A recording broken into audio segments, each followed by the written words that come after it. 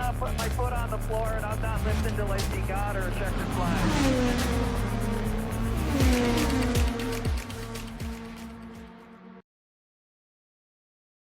Hello, and welcome back to Racing Thoughts and In-Car Podcast. I'm Megan Dennis. And I'm Meg Taylor. And we are back with episode 21 of season 2. At this point, 5 episodes left of season 2. Kind of where we're at the moment, with the idea that we are going to wrap up this season, kind of leading into Thanksgiving and holiday break. But with that in mind, we want to do some preseason stuff like we have previously at the beginning of this season.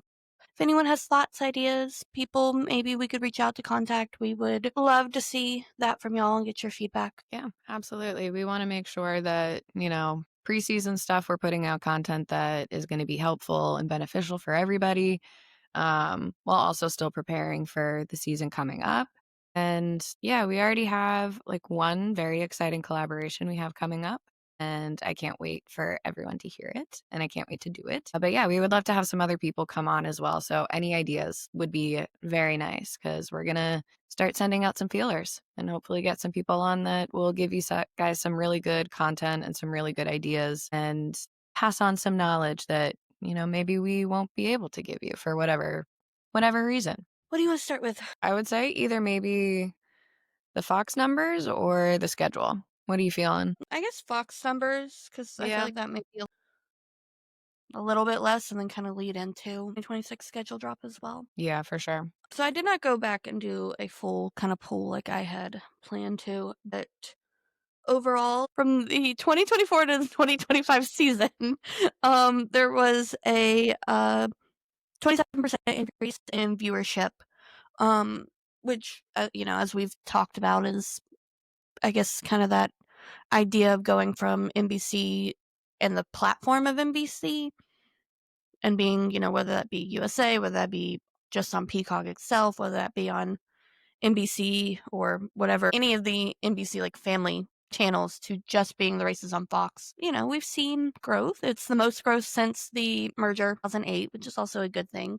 Averaged about 1.36 million viewers on Fox throughout the year, which I think is a little bit skewed, to be honest, just because like the 500 numbers were so large. I think it'd be interesting to see what that averages without that 7 million viewers from the 500. But all in all, I think it's good growth, but I think also, as we've talked about, like, doesn't really mean much until we compare to last year. Yeah, for Next sure. year. Yeah. I think having these numbers right now is really good as a baseline. I mean, we did have, what was it, 27% of growth, and that's a massive amount. And I think we're going to see what that actually translates into from like this year into next year. Like, are we able to retain those numbers, or is there going to be a drop, or is there actually going to be an increase? I don't know. I think as well with Fox, like leading up to the 2025 season this year, there was a lot of additional kind of like advertising pushes that we were not used to with NBC. And so seeing those advertisement pushes and those campaigns get, put onto Fox's, the network, and, I would see different like commercials during whatever I was watching on Fox, whatever sports it was. And, being able to see that was really exciting as a fan. But then it was also super exciting from a fan perspective when I had like other friends be like, I saw a commercial on IndyCar and I thought of you. And they would like reach out to me and they were like, oh, this looks really cool. And I thought that was really special of like, one, I have friends who know me way too well. And two, seeing commercials like that and seeing those kind of ad campaigns push out and kind of peak interest was really impactful, I think, for the beginning of the season, and especially leading up to the 500. And so I'm going to be interested to see if they do a very similar campaign, or what their ad campaign is going to be for the 2026 season. And, there's a lot of different demographics that had a massive increase in viewership as well. For the 18 to 34-year-old age group, there was an 81% growth in. Was that what you were talking about? Sorry, Yes. am I pulling the right thing? Okay, yeah. 18 to 34%. Oh my God, my brain is like spaghetti right now. Happy Sunday, y'all. And spaghetti? Like, that sound doesn't even make sense. Not Swiss cheese, my brain is spaghetti. It's spaghetti. That's Sure, okay. why not? That's going to be a last, new. last night I said someone had the confidence of a broom, so, I'm just making up idioms around here. Honestly, you know what? It kind of works. Kind of works.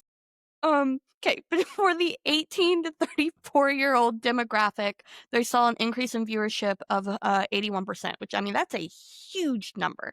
That is massive. Again, like, we're just going off one graphic that IndyCar and Fox posted out, so, like, I would love to see a more detailed breakdown, Mm-hmm. As much as I am not a statistics person, I do have enough of a background that I understand it, so I would like to see, like, the full, like, race-by-race numbers on what these, like, basically the full, like, Nielsen report is. Mm-hmm. And then for the 18 to 49-year-old, so still including that, but breaking it out to, I guess, like our middle-aged group, I guess, saw an increase of viewership of 51%. So, I mean, like, that's huge increases between two pretty big target demographics. And I think it would be interesting to see, I mean, what those numbers were to begin with. Like, we have a percentage, but I'd love to know what those actual numbers are. Because, yeah, you can say you have significant growth, but what are we talking about from a viewership standpoint as far as actual raw data goes? But I also think goes to the point of something we've talked about on how IndyCar is not necessarily the old white man sport it used to be, at least based on these numbers that we're seeing. Like, it's gearing, I don't know if I'd say gearing, that might be a stretch, but like it is pulling in more of a demographic than just your, 40, 56-year-old men. Also saw an increase of women viewership of between 18 and 34 of 72%, which is, again, huge. And again, goes, I think, to that same point of like, yes, inherently motorsport in general, it's always going to be a men's like world to an extent. I think that's just kind of the reality of kind of a sports and mainstream sports to an extent in general, but like it is nice to see that we are seeing some of a shift. I would still like to go back to like, okay, it's saying we've seen an increase of 72%, but what do those numbers compare to the rest of the demographics that are there? So these numbers are great. They're wonderful. I don't know if we can say it paints the full picture as it's listed. Yeah. Yeah. I mean, like, it's nice seeing percentages and like that percentage growth or whatever. But like you said, I'd like to see kind of like, all right, well, how many viewers were actually women within this demographic? How many of the viewers were there with that in comparison? But like I said, this is kind of like a baseline year. And, I think it kind of goes to show that, the sport is evolving, hopefully in the right direction. But yeah, that's a good thing. Yes, 100% agree. And I guess that leads into talking about next year and what's coming into next year. We have the full 2026 calendar. Ugh. And I'm going to do a blanket statement and then I guess we can dive in detail. From a race standpoint, I think we did mostly okay. From a schedule standpoint, God, this sucks for us personally. It's so bad. It's so annoying. Like, okay, so I'm pulling it up now just so I can make sure that I'm doing this right. So we have the season opener, which is going to be the first weekend in March, and we open in St. Pete. Arguably into February because the race is March 1st. Yeah. So, we're starting early, which honestly, like when we got the schedule from last year, I kind of wish that we had started earlier. So it's nice to see that this is kind of being taken into consideration. It's still not great, but it's better. But then we have 2 brand new races that are happening. Not brand new. Well, one of them is. But we return to Phoenix, which is exciting. And then we have the brand new Arlington GP in Texas. And then we have Barber, which is the end of March, which we really are really trying to get to again. If you've listened to our podcast, you know how much we love Barber. That's been our consistent one that we've gone to. But yeah, it's a really interesting layout of really close together in the summertime. Yeah, which we knew was going to be the case because of the NFL schedule. Yeah. And like Fox wants everything wrapped up before the NFL. But at the same time, like these are some tight windows. Yeah, I mean, you have 17 races and you're trying to fit it within March to September, which, is a little bit crazy. But I like, if you think about kind of how the schedule was this year as well, we also had an incredibly compacted summer. And I do think that they did a better job of spacing out the beginning of the Agree. season. I very think- much agree with that. Yeah. Yeah, like if you remember, beginning of the 2025 season, we had a really, really strong first race in terms of viewership and numbers, but then it was such a long time between the first race and the second race that it like dropped off. And I think that's where a lot of that dropped viewership came from, was it didn't capitalize on the momentum of it. Because I mean, we even saw momentum coming from the 500 into Detroit this year, which is always the case, because Detroit is always after the 500. So that always is going to carry over to some extent. It's never going to be the same numbers. And it's also Detroit. So, like, it's always something there. But, they did a better job of spacing it out. It just sucks for our own personal schedules. Mm-hmm. Like, we've been trying to figure out, all right, where are we actually going to be able to go? I don't know, because the beginning of the season for both of us is a really, really busy time during the school year. And then we get stuck into the trap of, all right, well, we can only really go to things during the summer. And then we have to like prioritize, all right, well, what kind of track do we want to go to? What is feasible for us travel wise? All of these things. And then it's like, well, the places we really want to go to don't actually happen during the time that we're able to go, which is very frustrating. But, I think they did a better job. And I think we've touched on this over the course of the season with Fox, is that we can recognize that they're not the best at this yet, but they are continuing to improve. So I guess we'll see. Yeah. No, I think we have some interesting ones. I think Phoenix coming back on the schedule is definitely very interesting. Mm-hmm.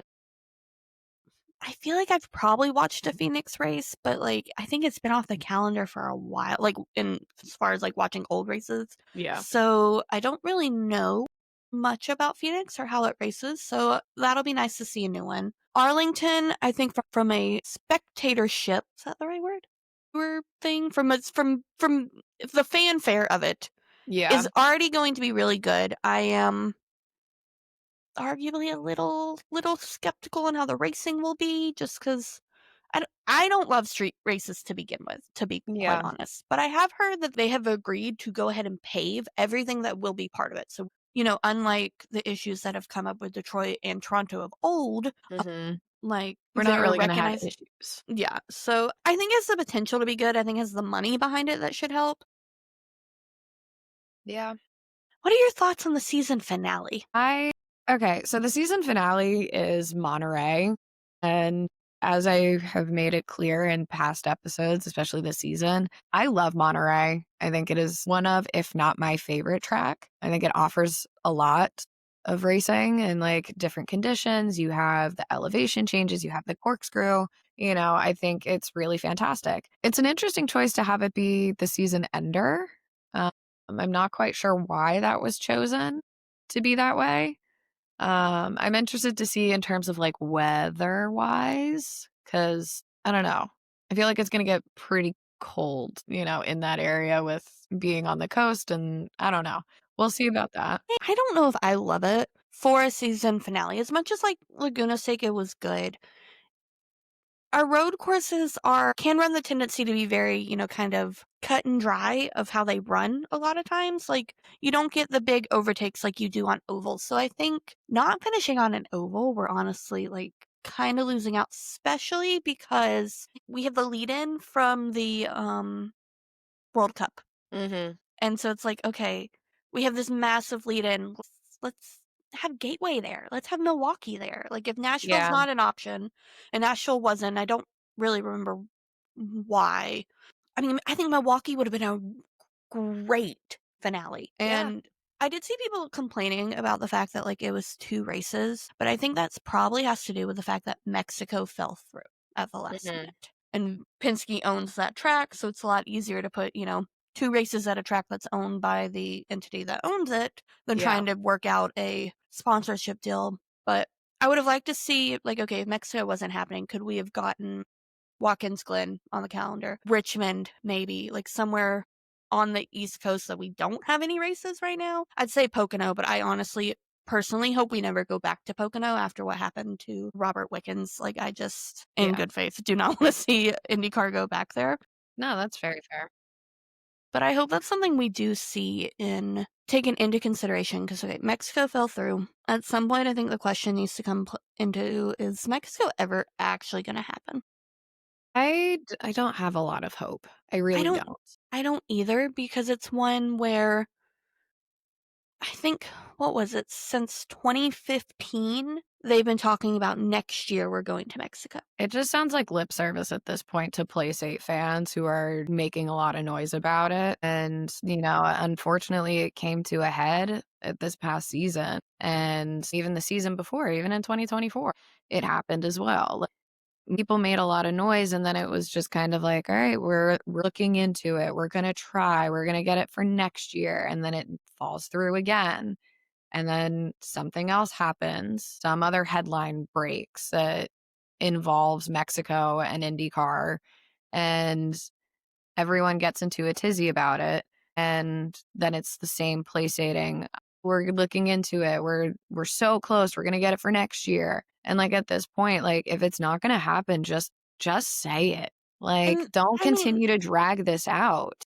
see, I really do think they are trying to make it happen, but then there's just things that keep stopping it, because this isn't, I don't know. I don't know what that looks like from the behind the scenes stuff, but like there's got to be a lot of factors that come into play, whether it's sponsorships willing to actually like partner to be able to get everything there, whether it's, and I think this year, from what I remember reading, the circuit that F1 uses, which is where IndyCar was wanting to go, because of the World Cup, was not going to be an option, I think, if that's what I remember reading correctly. Like, if that was just going to be, because they Is have NASCAR going to be there though? I don't know. I don't keep up with NASCAR. But that was the whole thing about it from last year, was that NASCAR got into that same circuit as F1 does, and there's the same circuit that IndyCar wanted to get to. And that was kind of the catalyst for the whole uproar from last season that ended up with the whole Pato Who situation. But when does NASCAR race in Mexico if that's the case? Like, I understand, being a fan of soccer and being really excited for the World Cup, like, totally understand how if it does overlap or if there is scheduling issues, but then why did NASCAR figure it out? If IndyCar can't figure it out, we already have a doubleheader weekend with NASCAR in Phoenix, don't we? So, like, Unofficial. We do with the unofficially, Truck but still, Series, but we don't that- know for sure with Cup. yeah, but that's what's being talked about. So, like, why can't IndyCar partner with NASCAR and do Mexico City race or something like that? If there's been so many hurdles for IndyCar specifically, and yet NASCAR figures it out, F1 figures it out, a lot of other series I'm sure are racing there as well, why can't IndyCar? Like, what is the genuine like hold up? And obviously, like you said, there's a lot that goes on behind the scenes, but when you have all of these things that keep getting brought up year after year after year, and it's the same response from IndyCars, oh, we're running into issues, oh, we're having issues with sponsorship, oh, we're having issues with scheduling, it almost just sounds like excuses at this point, to the point where it's like they're just, again, I don't know. This is how it can be perceived. I'm not saying that this is the actual case, but I'm saying that this is how it could be perceived from a fan perspective, is that it feels like they're just dragging it along for the sake of getting that fandom demographic. And they're just kind of dragging it. And I want that race so bad because, one, it's a fantastic circuit. Two, it's very fun to race there. And three, you also have a Mexican driver on the grid. That would be fantastic. And it would be really good for viewership too. And I think they're trying to hold on to those numbers. But when you run into that many issues and you keep pushing it and pushing it and pushing it back without any real tangible evidence that something is in the works, that doesn't put a very good taste in my mouth for seeing their effort. And again, we don't know what's happening behind the scenes. I do want to counter to the points that you made, though. One, with you're saying, oh, it'd be good for viewership. I don't think I agree with that, because of the fact Fox only has the rights to IndyCar in the United States. So it becomes, I think, from my understanding, it becomes harder to get that broadcast actually out and to the people there in Mexico just going there because Fox only owns the US rights to the series from a viewership standpoint. And I also, you're saying, why does NASCAR able to make it work? And I think that is a valid point. NASCAR is able to do it, F1's able to do it. Those are much bigger series in comparison to IndyCar. Like from a monetary standpoint, they are much bigger series, which I think maybe from a sponsorship standpoint makes it more attractive. Because I also think that plays into Iowa. Iowa's off the schedule. Iowa's historically been an IndyCar race. We went from 2 races, 2 really good races for years on years, 2 really bad races the last 2 seasons. Hy-Vee pulled out this year, which was the main sponsor of that, and now Iowa's off the calendar for 2026. And I think that's part of it too, of when it's not, tracks that the series already plays a role into keeping up with the upkeep of. I think that does get harder to ensure that there is a promoter and the money behind it to make it a quality race, because it's yeah, we might be able to go to Mexico, but I think it's something that IndyCar, and now with Fox buying, their stake into it, they want to make sure it's a quality production, not just a race to say we have a race. That's also why DC didn't happen this upcoming year, was originally planned, because to make it the quality race they wanted DC to be, they couldn't get everything in place. And so they said, we're going to push this hopefully for 2027. Okay. Yeah, no, I mean, fair points, but I don't know. I just feel like it's putting a really sour taste in my mouth, and I'm not thrilled about it, but, things happen.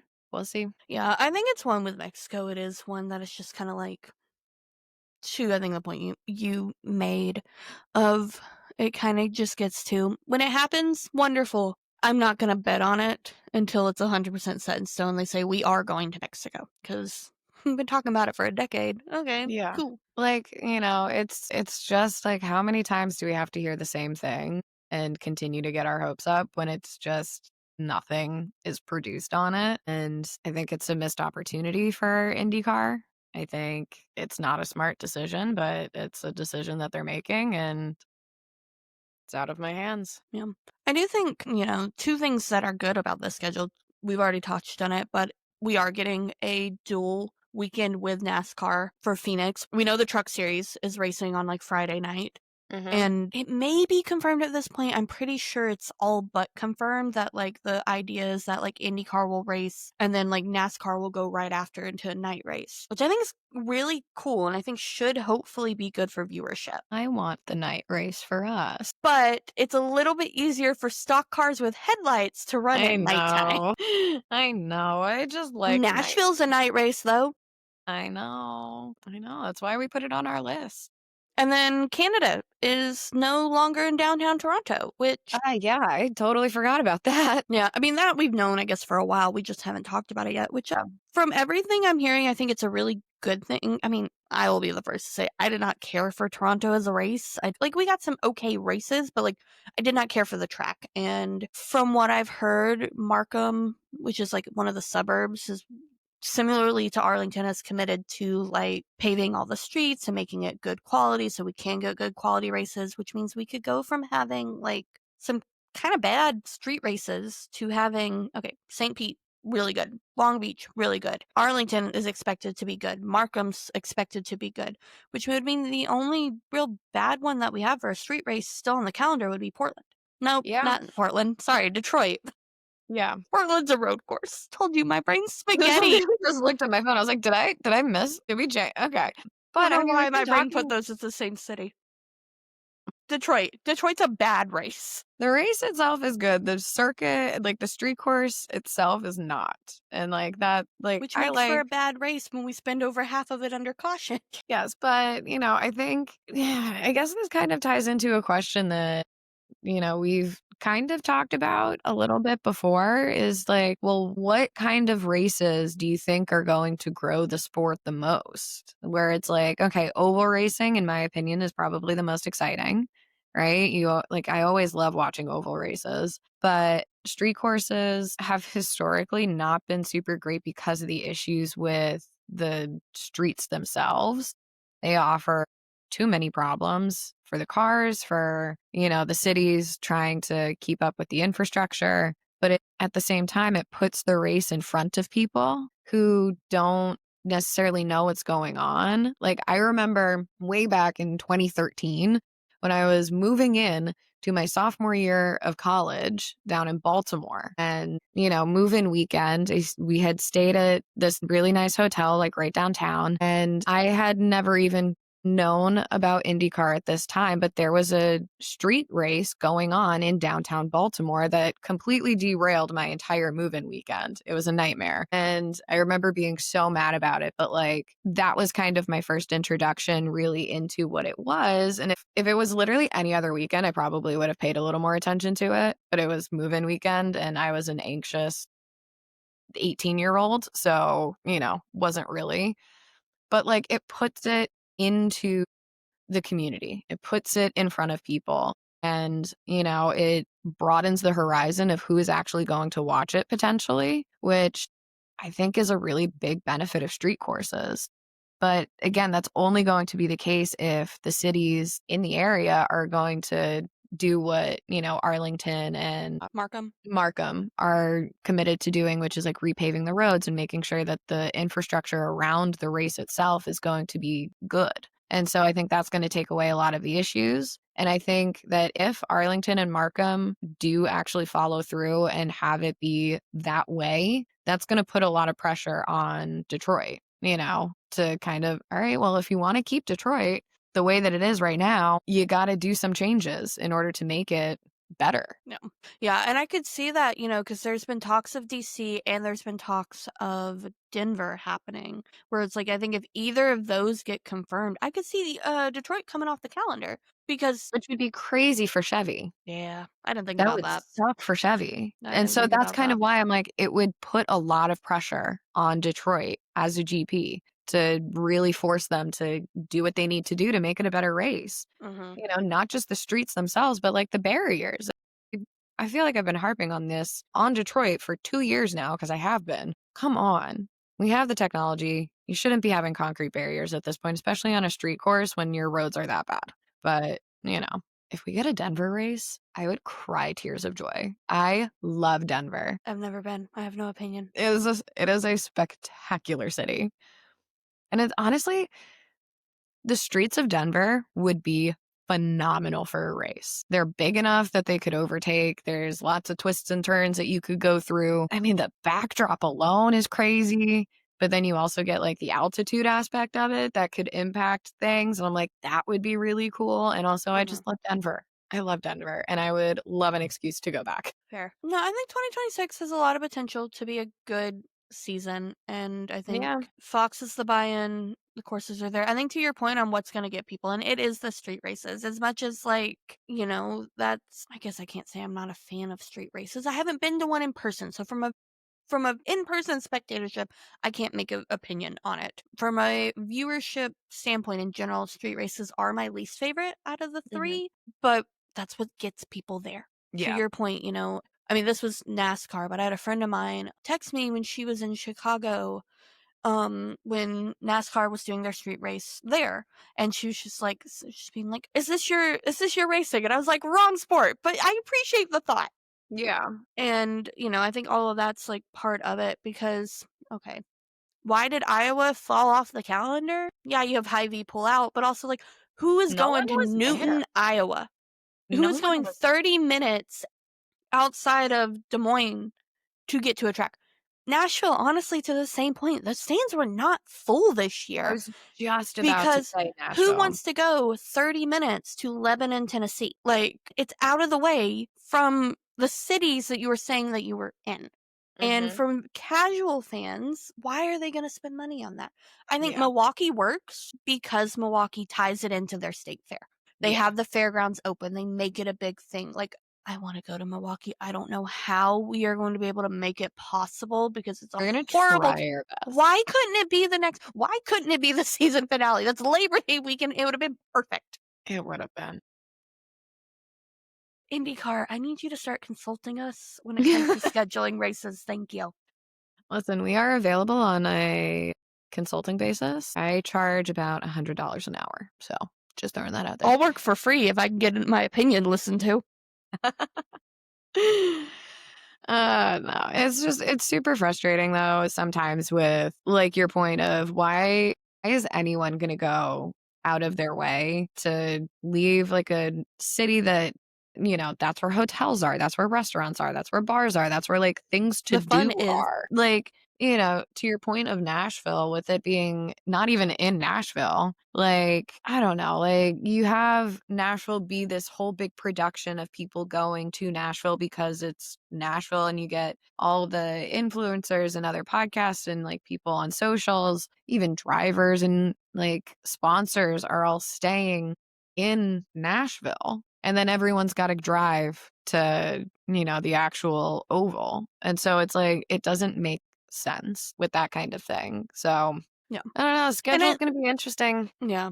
Yeah, I think that we can kind of leave it at that of like, I don't think it's a bad schedule. I think it's a very fast schedule. It's going to be very Yeah. fast paced. Yeah. We're going to be here this time next year being like, where'd the season go? That's kind of how I felt this year, especially with the summer, with how Mhm. compact it was, and it's just going to be even worse next year. I don't want to say worse because I don't actually know. It's just going to be more apparent with next year as well. No. I But we're guess that's starting sooner and have more races early, which I do think should help. 'Cause that was our yes. biggest complaint. We're going to Yes. talk about 2025. So, I mean, I will bring that up as a big complaint of like, that was a big complaint of everything Yeah. that happened.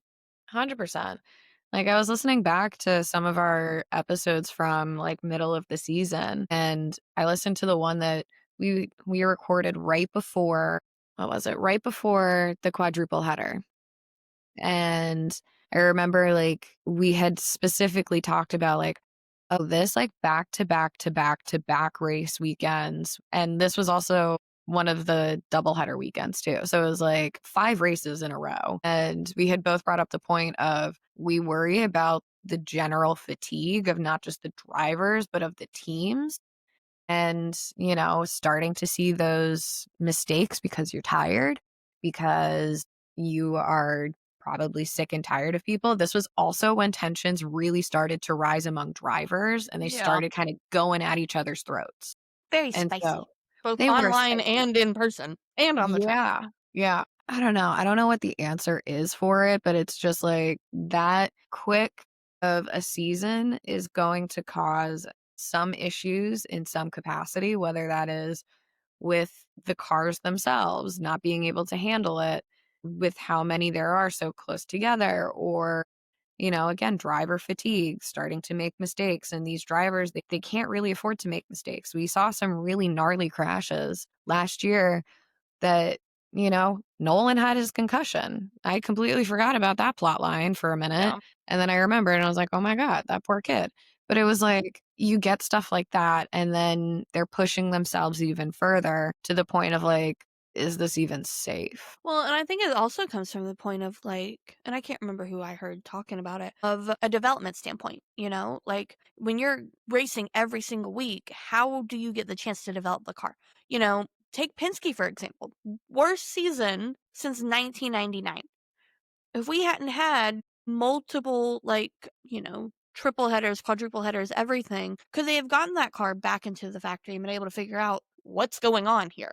From the Or was fact that, it like, even an issue with the car? Because I remember we also had talked about like so many things that happened to Penske over the season were random, unlucky things that happened that yeah, but we did to have some several, like, extent, DNFs that were, the engine related mechanical or car DNF related for or, like, sure. yeah. The mechanical DNFs, they certainly Yep. had a significant amount, They but also like just had some weird situations, like, I've had some I will weird, fully unlucky agree with that one. situations. Yeah. But I'm just using that, as a general example of, like, Yeah. if they've been able to get it back into the shop and play around. And you could honestly, I use Penske because that's who came to mind, but like pick any team. Mm-hmm. You give them that time to develop the car. If you're not CGR, and suddenly maybe you're able to get a podium that you weren't able to get this year because you didn't have any time to develop anything extra.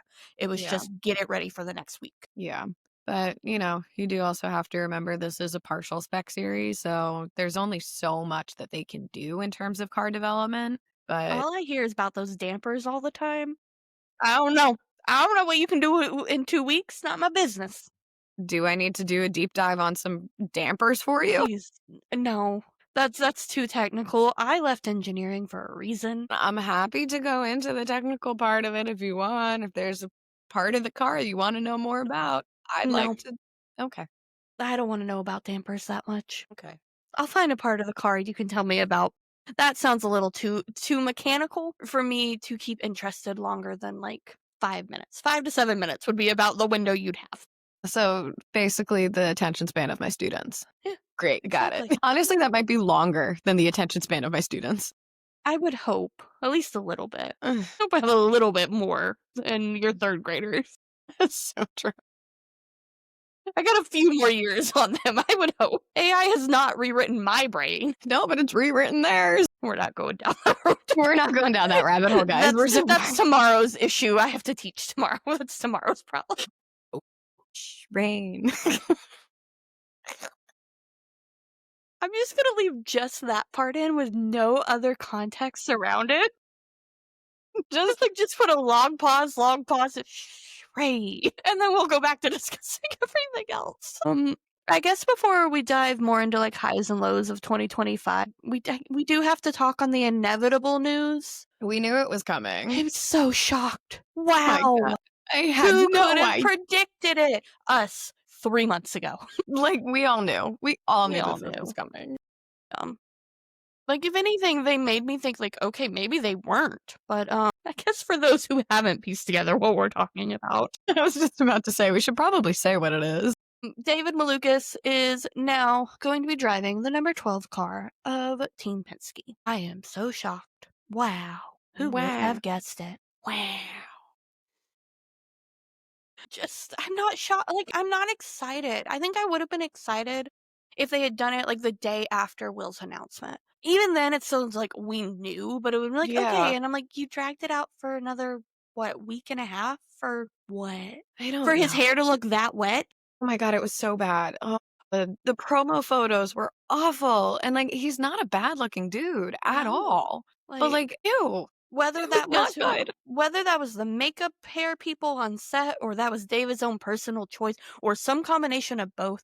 I also think it was the No. editing. It was like the Maybe. contrast of it, the exposure, the sharpness of it. It all just like didn't work for him. Yes. But, here's the thing is that considering the entire season, it was discussed about like, oh, is David going to be in the Penske seat? It just like, it took away the genuine excitement that I wish I had for it because again, he's a good driver. He's a good kid.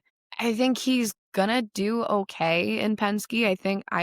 I know I have said this in previous episodes. I wish he would have had at least one more year before going into Penske because I think, he needs that maturity. He needs a little more, experience. And I worry that he's going to be put under a complete microscope now. And it's like he would have been put under a microscope whenever this announcement was going to happen because he is replacing willpower. Like those are big shoes to fill. It's almost like the Kimi Antonelli coming into Lewis Hamilton's seat. It's like he's got a lot on his shoulders. And I don't want him to kind of feel the pressure of it and the weight of it and let it impact him. But I mean, I think that's going to happen at some point, and I just don't want it to be seen as a bad thing. I want it to be seen as like he's still learning a lot, but that's just not the nature of motorsport. That's not the nature of how people within this industry see things. Yeah. Well, and to your point of like you saying you don't want him to feel the pressure, and like this is not me making a dig at David, but honestly, I think he should, like, because we know that Penske offered Will, which you know what that says? David wasn't option A. Yeah. So like if I'm him, you should feel that pressure. Whether, that's he succumbs to the pressure or not, I guess then becomes the question. But like if he goes Thing. I don't want him to succumb to the pressure and have it be seen as like a dig at him of like he's not good enough for it. When I think he is, anyways, continue. Yeah. But I think like to that point, like I want him to have that mindset of like, no, buddy, you need to prove yourself because you were not their first option, which, like, and again, that's not me rooting for David to fail, but I think it's worth keeping in mind that like they didn't think he was ready. He's in that seat because Will said, kick rocks, you didn't want me. Yeah. which, like, props to Will for. Always. Love it. Yes. Like, don't go where you are not wanted. Mm-hmm. Yeah. So, I mean, I think that's one where it's like, I don't want David to go in there cocky. And Yeah. I honestly, I could see that mindset a little bit. And I'm like, I want someone to be like, no, bud, you weren't first option. You Yeah. still have to prove that you deserve to be in this car.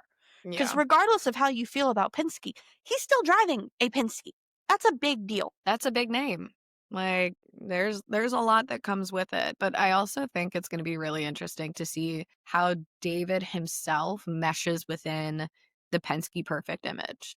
And Yeah. I'm like, that's what worries me. And like, here's the thing, I don't want him to lose his personality. That's part of what makes him him. And that brings a lot of appeal. And like, I think that's why he had such a large fan base grow over the past 2 years, is because of his personality and his online presence and like how he talks and interacts with people. I mean, he's a very personable, charming person, but he's also really silly, very goofy, not very serious, and like very traditionally Gen Z.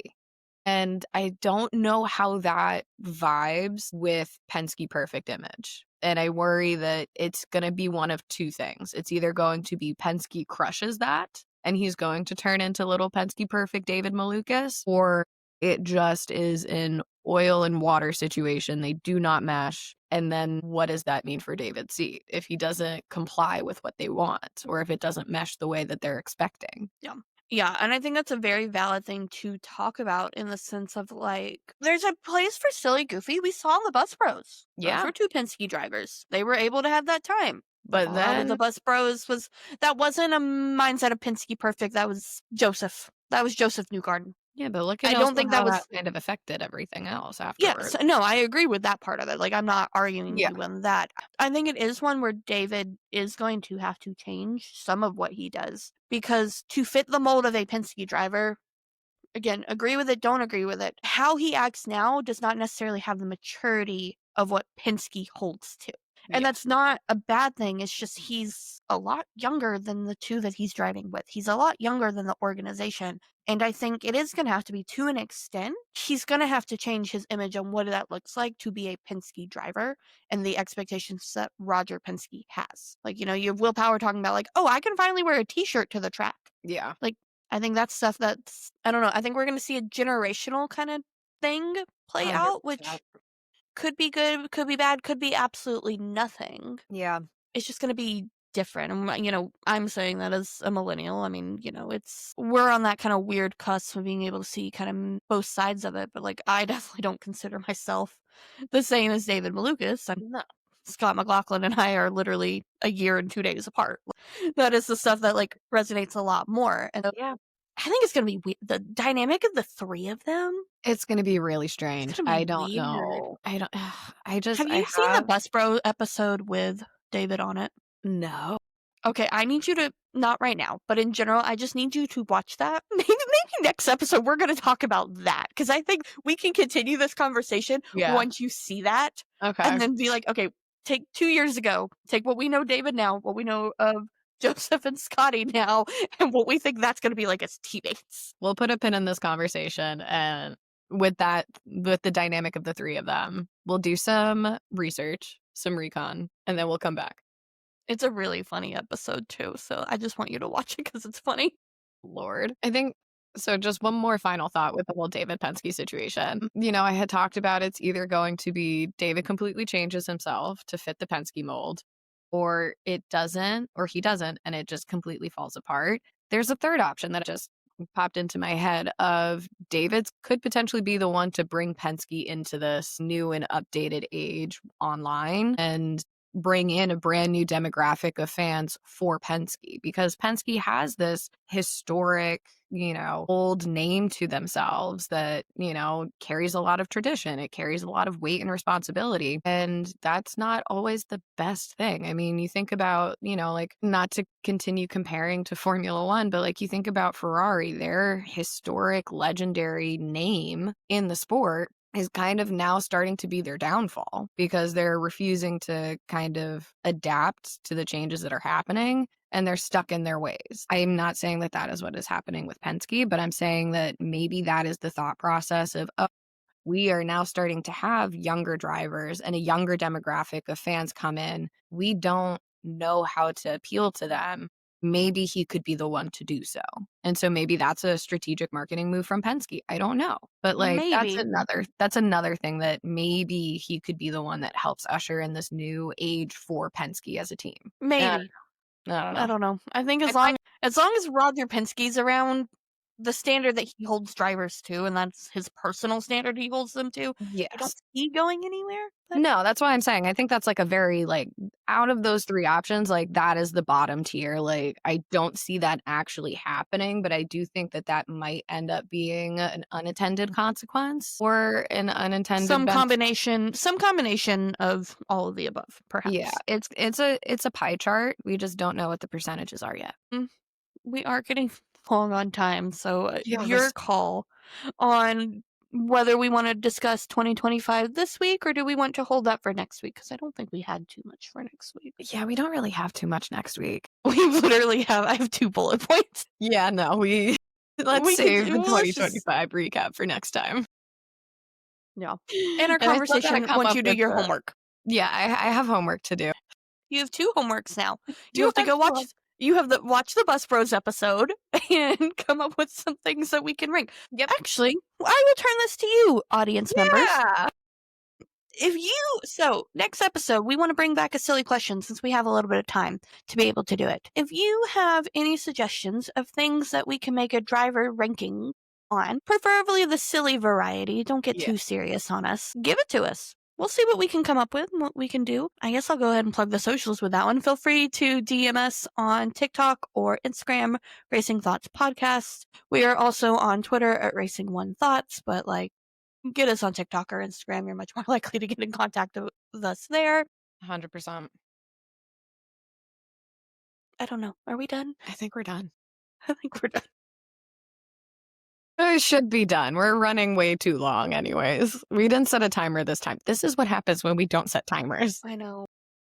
I realized it when we got to like the 40-minute mark of recording. I was like, dang it. I looked up at 28 minutes and I was like, oh, we'll be fine. And then, Yeah, It's here okay. we are. Exactly. all right, y'all, we'll see you next time. Bye.